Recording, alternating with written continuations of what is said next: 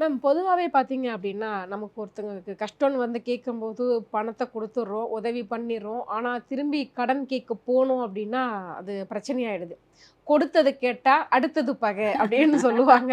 உண்மையிலேயே கொடுத்த பணத்த திருப்பி கேட்கிறவங்க தான் இப்ப ரொம்பவுமே பாவமா இருக்காங்க. நெறையா நடக்குறாங்க. கிடைக்க மாட்டேங்குது. என்னதான் பண்றது? கொடுத்த காச திருப்பி வாங்கணும் அப்டின்னா, ஏதாவது பரிகாரங்கள் இருக்கா?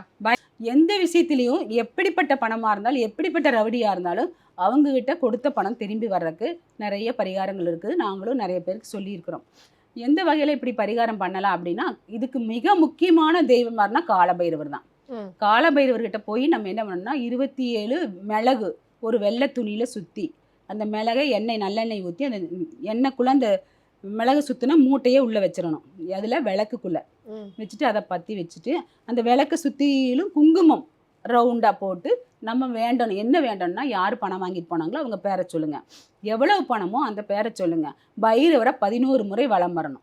அந்த விளக்கு எரியும்போதே பைரவர 11 முறை வலம் வரணும். வலம் வந்து நீங்க அந்த பைரவர்கிட்ட வேண்டிட்டு வாங்க.